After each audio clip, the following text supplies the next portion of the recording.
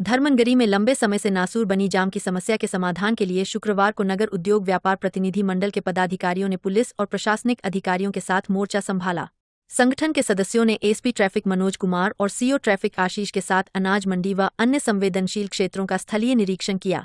गौरतलब है कि नगर उद्योग व्यापार प्रतिनिधि मंडल के पदाधिकारी पूर्व में भी कई बार प्रशासनिक अधिकारियों के साथ इस गंभीर मुद्दे पर वार्ता कर चुके हैं, लेकिन अब तक कोई ठोस परिणाम नहीं निकल सका था।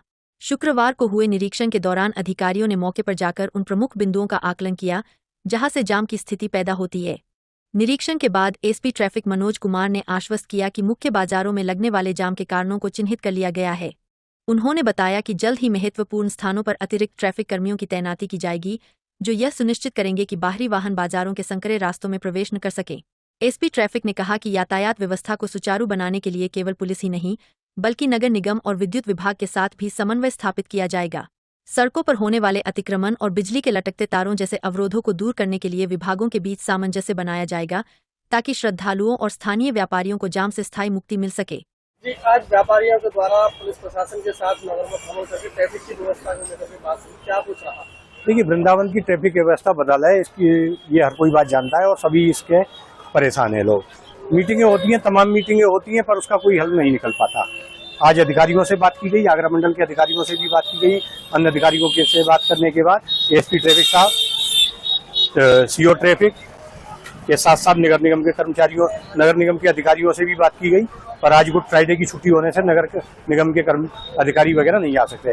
जो अपर नगर आयुक्त है सीपी पाठक की, वो बाहर है, इस वजह से नहीं आ सके। अधिकारियों का स्थलीय निरीक्षण कराया गया, जिसमें स्टेप बाय स्टेप के द्वारा कदम दर कदम उठाई जाएंगे और वृंदावन की ट्रैफिक व्यवस्था को सुधारने के प्रयास किया जाएगा। सर्वप्रथम जो हमारा आज का मुख्य उद्देश्य था, जो अंदर का शहरी क्षेत्र है, वहाँ पे ट्रैफिक की व्यवस्थाएं बने। हमने एसपी ट्रैफिक साहब से कहा, जो चुंगी चौराहे पर है से वाहन जो जाते हैं, बिहारी जी, निर्मल, राधा वल्लभ जी, अन्य मंदिरों के लिए बाहर की यात्रियों की गाड़ी जाती है, उन पर पूर्णतः प्रतिबंध लगे। स्थानीय नागरिकों को इसमें सभी प्रकार की छूट होनी चाहिए। किसी के माल आ रहा है उसमें भी दिक्कत होना चाहिए, स्थानीय वाहनों को भी किसी प्रकार की रोक नहीं होगी। इसी प्रकार जो मिर्जापुर धर्मशाला से सीएसटी की तरफ जो रास्ता आता है, उस पर भी जो यात्रियों की गाड़ी है उस पर रोक लगनी चाहिए।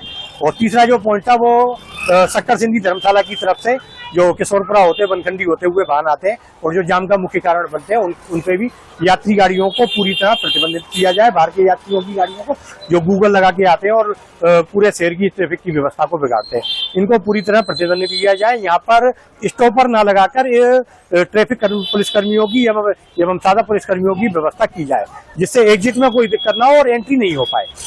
उसके साथ साथ जो यहाँ पर बड़ी संख्या में ई रिक्शे चल रहे हैं, उनको भी अगर रूट निर्धारित कर दिया गया तो उनपे भी यहाँ पर प्रतिबंध लगे। निर्धारित संख्या में ई रिक्शे चलें, जिससे स्थानीय लोगों को दिक्कत ना हो। बाहर के जो यात्री हैं, उनको इस चीज की आदत डालनी पड़ेगी कि वो मंदिरों के दर्शन पैदल करें। लोगों को आने जाने में दिक्कत ना हो, स्थानीय लोगों को उनकी आवश्यक वस्तुओं की आपूर्ति प्रभावित ना हो। इस व्यवस्थाओं को देखते हुए इस तरह की व्यवस्था की जा रही है और उम्मीद है कि इस तरह की व्यवस्था की जाएगी। अगर नहीं की जाएगी तो उच्च अधिकारियों से मिलकर व्यवस्थाएं लागू की जाएंगी।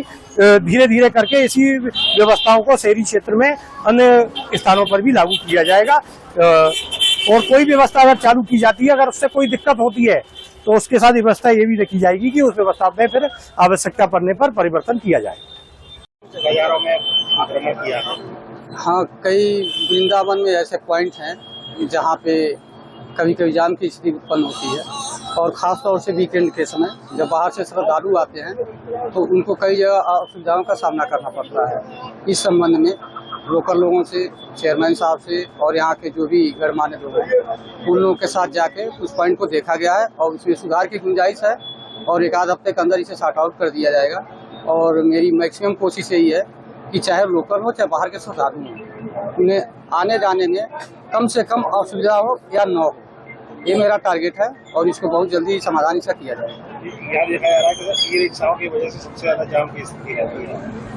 ई रिक्शाएं कुछ ऐसे हैं जो रजिस्टर्ड नहीं है, वो भी चल रहे हैं और रजिस्ट्रेशन जिनका हुआ है वो भी चल रहे हैं। तो इसमें ई रिक्शा पर एक अभियान हमारे द्वारा आज से चलाया जा रहा है कि जिनको जो रूट मिला है उस रूट पे चलें।